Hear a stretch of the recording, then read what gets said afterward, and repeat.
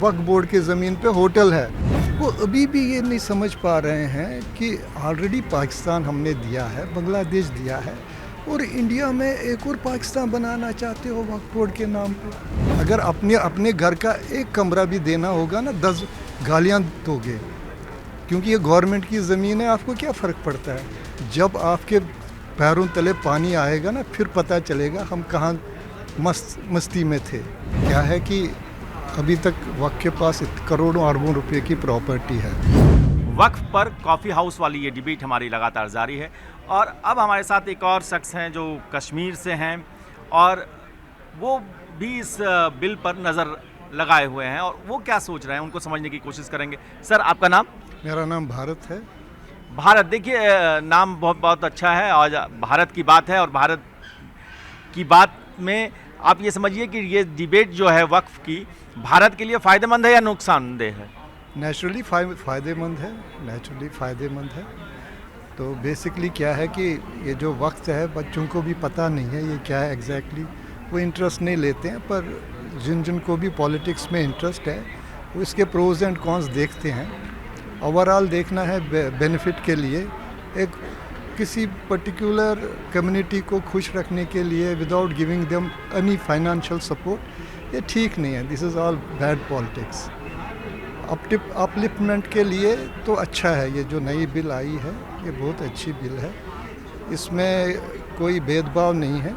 और सेकेंडली क्या है कि ये जो इस टाइम जब इंडिपेंडेंस हुई थी तब इतनी ज़मीन नहीं थी वक्त के पास। एक्चुअली क्या है कि पीछे कांग्रेस सरकार ने बहुत गलत किया। ऑल्दो उस टाइम बीजेपी के भी थे, उसमें सदस्य लगभग 115। I don't know why they remained मम एट दैट टाइम। पर ये जो बिल पास हुई कि कहीं पे भी वो आप उंगली रखेंगे ये आपकी ज़मीन होगी, और अगर आपको प्रूव करना है केवल वक्फ बोर्ड के पास ही प्रूव करना है तो यहाँ का संविधान तो इसमें इंटरफेयर नहीं कर सकता है। तो व्हाट इज़ दिस? ये तो कोई बात नहीं है, ये this is all useless and nonsense. पर मुझे ये समझ में नहीं आता है फिर भी जो लोग यहाँ है पॉलिटिक्स में, वो अभी भी ये नहीं समझ पा रहे हैं कि ऑलरेडी पाकिस्तान हमने दिया है, बांग्लादेश दिया है, और इंडिया में एक और पाकिस्तान बनाना चाहते हो वक्फ बोर्ड के नाम पे। तो आप कहाँ ले जाना चाहते हो इंडिया को? अगर अपने घर का एक कमरा भी देना होगा ना, 10 गालियाँ दोगे, क्योंकि ये गवर्नमेंट की ज़मीन है। आपको क्या फ़र्क पड़ता है? जब आपके पैरों तले पानी आएगा ना, फिर पता चलेगा हम कहाँ मस्ती में थे। तो ये बेसिकली इंसान नहीं समझता है, आंख बंद करके समझता है कि बस कोई आगे से कुछ तूफ़ान नहीं आ रहा है। ये तो वही ना शुतुरमुर्ग की बात हुई। हम भी विक्टिमाइज हुए कश्मीर में, हमें भी बहुत ये था अपनी जगह की आर्मी है यहाँ पे, वो कुछ करेंगे। What could they do? कुछ नहीं। We had to come. तो बेसिकली क्या है कि एक पॉलिटिकल विल होनी चाहिए इन सब चीज़ों के लिए। पर I think the government is taking right decisions and it gives benefit to Muslim community also. ये जो है बड़ी बात कही कश्मीर से हैं भारत जी। एक धारा 370 को हटाने के वक्त भी एक बहुत हो हंगामा मचाया गया, CA/NRC के वक्त भी हो हंगामा मचाया गया, और अब वक्फ को लेकर भी कहा जा रहा है कि एक कम्युनिटी को टारगेट किया जा रहा है।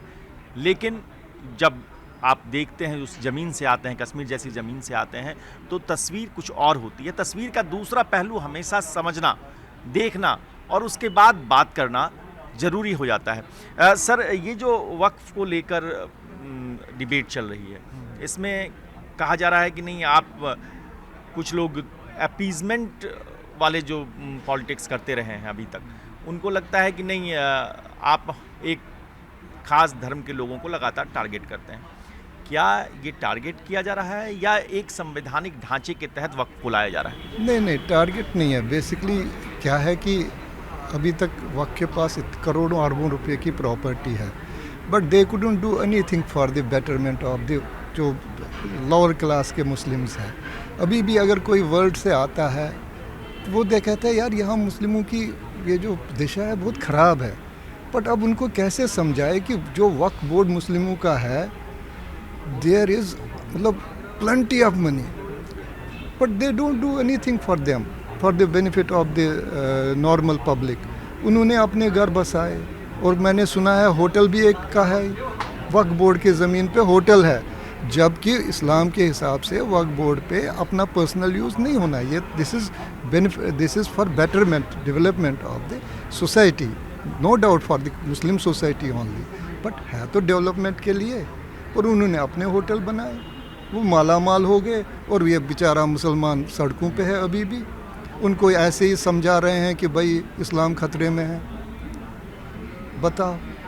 सर, आपके आसपास में ऐसा कोई मामला निकल कर सामने आया है जहाँ पर आपने देखा हो कि वक्फ ने ये कह दिया हो कि ये ज़मीन तो हमारी है, और उससे पहले आपको ये पता था कि ये ज़मीन वक्फ के पास नहीं, ये किसी और की ज़मीन थी, उस पर वक्फ ने कब्ज़ा कर लिया? कुछ ऐसा कभी आपने देखा? देखिए, had I been in archaeology या किसी और में तो मुझे पता होता, पर बेसिकली जो वक्त का जो अभी तक बिफोर, अभी तो पास होने दो, अभी तो जो पोजीशन है इस टाइम, वो किसी पे भी क्लेम कर सकते, that much I am sure कि ये किसी चीज़ पे भी, किसी भी ज़मीन पे क्लेम कर सकते। इवन मैंने सुना है कि एक ने तो कहा था कि कुंभ का जो है एरिया वो भी वक्त के अंडर है, but this is miss information. अब कैसे कहा उन्होंने?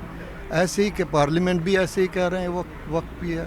तो इस तरह से उनको, या तो उनको ये सोचना है कि मुसलमान जो गरीब कम्युनिटी है वो जाए बाढ़ में, हमें यहाँ पे इस्लाम एज अ क्या कहते हैं, यहाँ पे जो कहते हैं ना कि पूरा इस्लाम फैलाना है। लेकिन ये हम अपने कुछ मुस्लिम भाइयों से भी बातचीत कर रहे थे, सभी से बातचीत कर रहे हैं, तो उनका कहना है कि जो ये बिल लाया जा रहा है ये सिर्फ़ और सिर्फ वक्फ बोर्ड पर कब्ज़ा करने के लिए ला रहे हैं।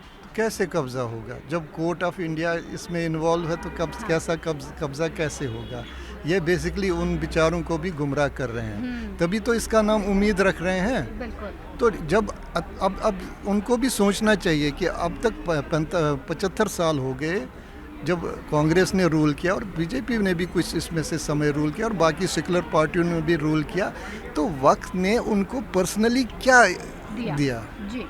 तो उनका अभी भी वो बेचारे घर नहीं है, उनको जो कुछ भी है, अगर थोड़ा सा घर भी मिला है वो आज की गवर्नमेंट ने दे दिया, तो ये इनको गुमराह कर रहे हैं। ये उनसे कहिए, एक अगर मैं मुसलमान होता नॉर्मली मैं कहता भाई वक्फ बोर्ड ठीक है, आप हमें कहते हो, पर आप लोगों ने 75 साल में मुझे क्या दिया?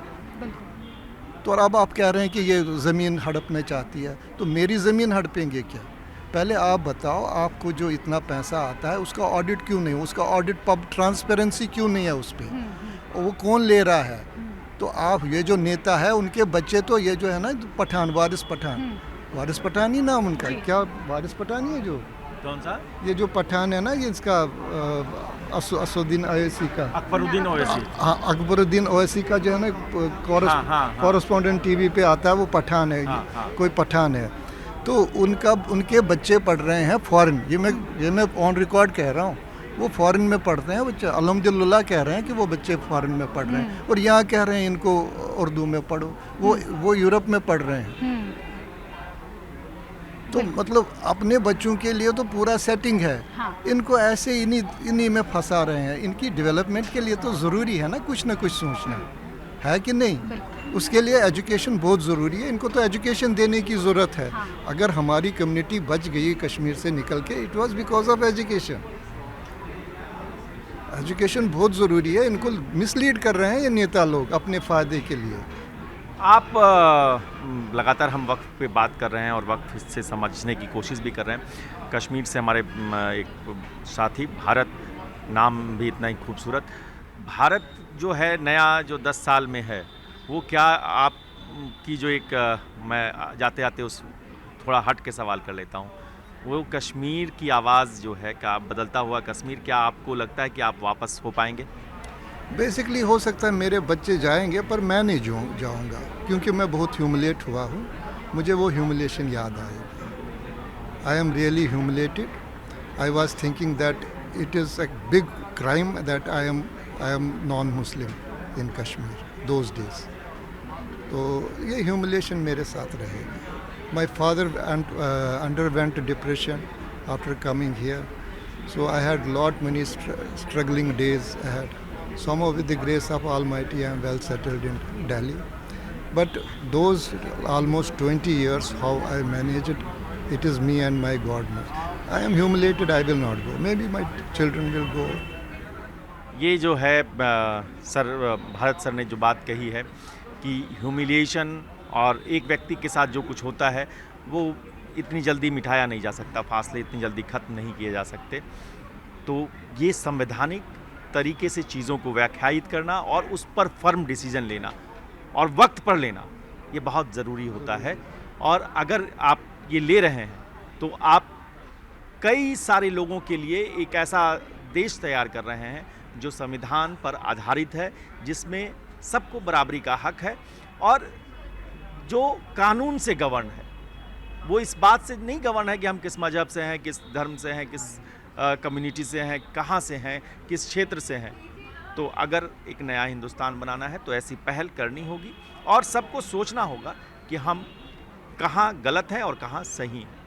आप कमेंट करके ज़रूर बताइए कि ये जो डिबेट चल रही है वक्त पर, हाँ, एजुकेशन और तमाम चीज़ें जो हैं वो इससे जुड़ी हुई हैं, जो सर ने कहा है।